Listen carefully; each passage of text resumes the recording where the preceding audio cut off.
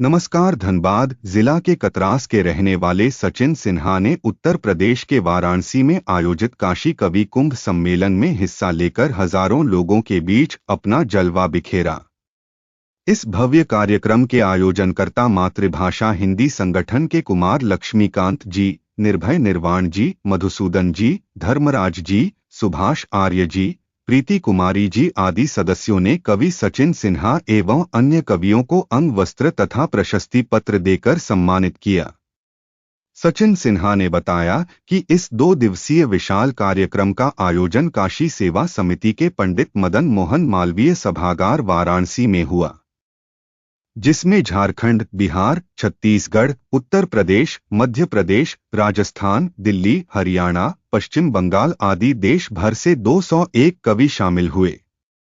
अपनी कविता का विषय और उसके उद्देश्यों के जिक्र करते हुए उन्होंने बताया कि अपनी जिम्मेदारी नामक कविता के माध्यम से नारी सुरक्षा के विषय में अपनी जिम्मेदारी का एहसास कराते हुए समाज को झकझोर कर जगाने का प्रयास किया है।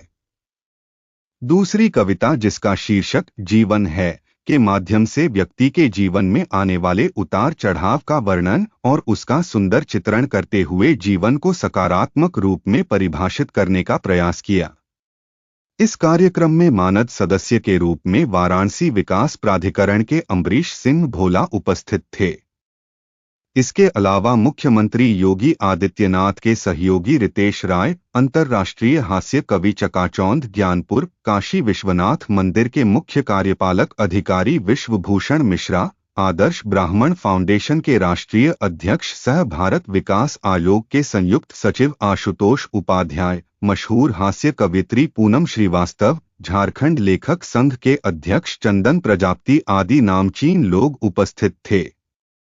बताते चले कि कवि सचिन सिन्हा पत्रकार सह आरटीआई कार्यकर्ता अरविंद सिन्हा के छोटे भाई हैं एवं वर्तमान में केंद्रीय सचिवालय दिल्ली में वित्त मंत्रालय विभाग में वे अपनी सेवाएं दे रहे हैं। सचिन सिन्हा ने काव्यधारा नामक पुस्तक भी लिखा है, जो बहुत ही कम लागत में अमेजन, फ्लिपकार्ट तथा अन्य शॉपिंग ऐप में ऑनलाइन उपलब्ध है।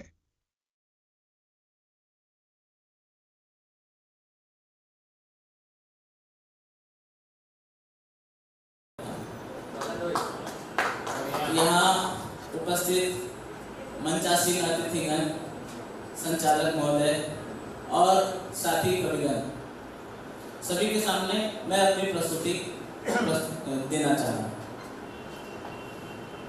मेरी कविताओं का विषय मूलतः सामाजिक चेतना रहती है, जिसमें मैं मानता हूँ कि कविता सिर्फ सुनने सुनाने का नहीं, बल्कि समाज को परिवर्तित करने का एक सशक्त माध्यम भी है।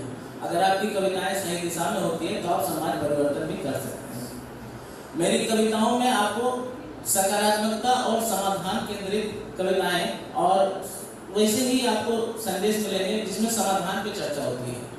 अभी बहुत सारी कविताएं हुई जिसमें स्त्री के प्रति बर्बरतापूर्ण व्यवहार के बारे में लोगों ने कहा, पर इसका समाधान क्या है? सबने सिर्फ समस्या बताई, मैं समाधान रखता हूँ। कविता का शीर्षक है अपनी जिम्मेदारी। यहाँ अपनी से हमारा मतलब है मेरी, आपकी, हम सबकी जिम्मेदारी। क्या है कविता से? त्रेता द्वापर बीत गए सब, त्रेता द्वापर बीत गए सब, अब कलयुग की बारी है।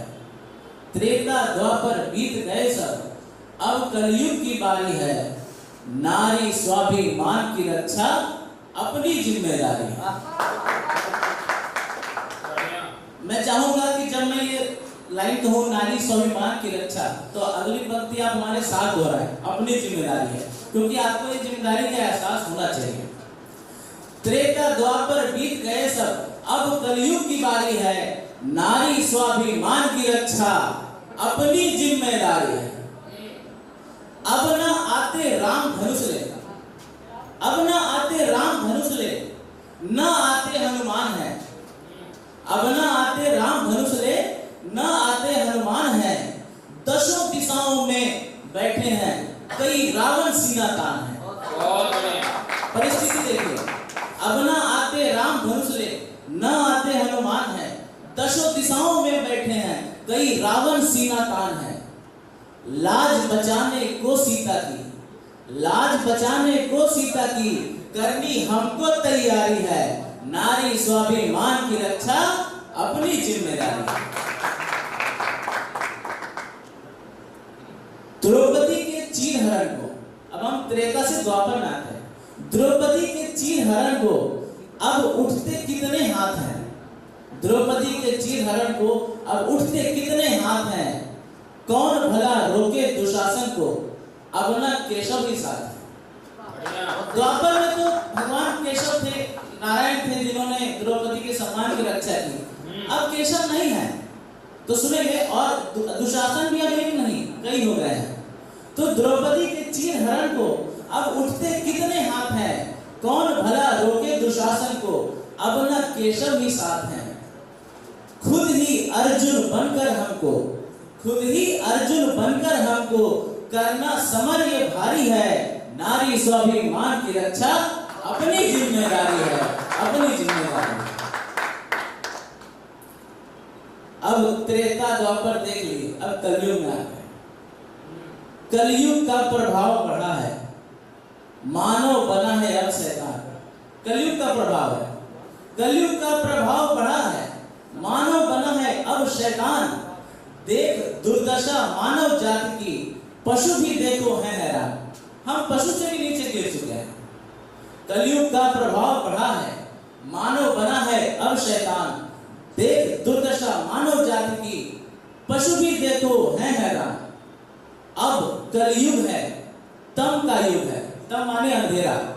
अब कलयुग है, तम का युग है, पाप पुण्य पर भारी है, नारी स्वाभिमान की रक्षा अपनी जिम्मेदारी है, अपनी जिम्मेदारी।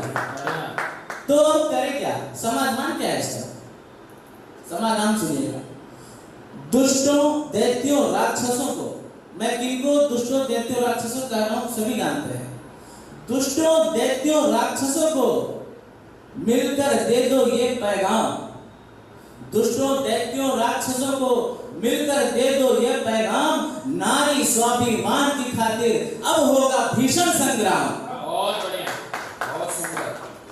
दुष्टों दैत्यों राक्षसों को मिलकर दे दो ये पैगाम, नारी स्वाभिमान की खातिर अब होगा भीषण संग्राम। परिवर्तन लाने की चुनौती अब हमने स्वीकारी है, नारी स्वाभिमान की रक्षा अपनी जिम्मेदारी है, अपनी जिम्मेदारी है, अपनी। एक कविता और सुनाना चाहूंगा क्योंकि मैं आखिरी प्रतिभागी हूं तो थोड़ा सा बेनिफिट लेना चाहूंगा। यह कविता का विषय अलग हो सकता है पर संदेश वही है, थोड़ा सा यह कविता का विषय अलग है लेकिन संदेश मैं आपको वही देना चाहता हूँ, सकारात्मकता। जिंदगी में सब कुछ बुरा नहीं है, अच्छा भी होता है। तो कविता का एक मैंने तब लिखी थी जब मैं 12 में फेल हुआ था, तो दुख में था, कष्ट में था, उसमें लिखा था। मैंने जीवन को परिभाषित करने की कोशिश की है। जीवन एक पहेली है। क्या है जीवन? जीवन एक पहेली है, आओ इसको सुलझाएं हम। हर पल है संघर्ष यहाँ, संघर्ष से ना घबराएं। क्योंकि वो संघर्ष का दौर था मेरा, तो संघर्ष की बात कर रहा हूँ। जीवन एक पहेली है, आओ इसको सुलझाएं हम। हर पल है संघर्ष यहाँ, संघर्ष से ना घबराएं। क्या हुआ जो पीछे छूट गए? मैं 12 में फेल हो गया तो मैं सोच रहा था मेरे मित्र आगे निकल गए, मैं पीछे छूट गया। खुद को दिलासा देता हुआ दिख रहा हूँ। क्या हुआ जो पीछे छूट गए? जो सपने थे सब टूट गए। क्या हुआ जो पीछे छूट गए? जो सपने थे सब टूट गए। फिर से अपने को हिम्मत देकर सपने नए सजाए हम। जीवन एक पहेली है, आओ इसको सुलझाएं। अगली पंक्ति सुनिए। जो बीत गया सो बीत गया, जो बीत गया सो बीत गया, बीती बातों का करना क्या? जो बीत गया सो बीत गया, बीती बातों का करना क्या? बीते कल को छोड़ के पीछे एक नया कल बनाए हम। जीवन एक पहेली है, आओ इसको सुलझाएं। बहुत बढ़िया। वो जिन्होंने भी अपनी जिंदगी में असफलता का स्वाद चखा होगा, मैं मानता हूँ सबने चखा होगा, तो उस दौर को याद करेंगे तो कविता से अच्छी तरह से रिलेट कर पाएंगे। असफलता ने घर घेर लिया। उसमें दौर ऐसा चाहता है कि सब कुछ अंधेरा दिखता आंखों के सामने। असफलता ने घर घेर लिया, सफलता ने मुंह मोड़ दिया। असफलता ने घर घेर लिया, सफलता ने मुंह मोड़ दिया। अपने मेहनत और हिम्मत से दुगनी सफलता पाए हम। जीवन एक पहेली है, आओ इसको सुलझाए हम। अंतिम दो पंक्तियां हैं इसकी। जब घोर अंधेरा छा जाए, जब घोर अंधेरा छा जाए, कोई राह नजर ना आ पाए। जब घोर अंधेरा छा जाए, कोई राह नजर ना आ पाए, तब छोड़ निराशा का दामन, आशा का दीप जलाए हम। जीवन एक पहेली है, आओ इसको सुलझाए। बहुत बढ़िया। और अंतिम पंक्ति आपको पूरे जीवन में संदेश देगी। ये नहीं कि जब फेल हुए तभी, हमेशा संदेश देगी। अंतिम 4 लाइनें हैं। जीवन में बाधाएं आएंगी, जीवन में बाधाएं आएंगी, राहों में कांटे छाएंगे।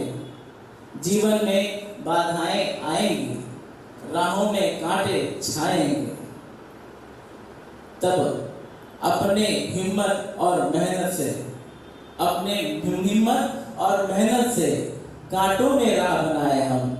जीवन एक पहेली है, आओ इसको सुलझाए हम। जीवन एक पहेली है, आओ इसको सुलझाए। बहुत अच्छी कविता पढ़ी आपने। मैं आग्रह करता हूँ कि सम्मानित करें दिनेश सिंह परहेज जी। द्वितीय सत्र वाले को यहाँ पे बैठे हैं। द्वितीय सत्र, द्वितीय या प्रथम सत्र, कितने नंबर पे हैं?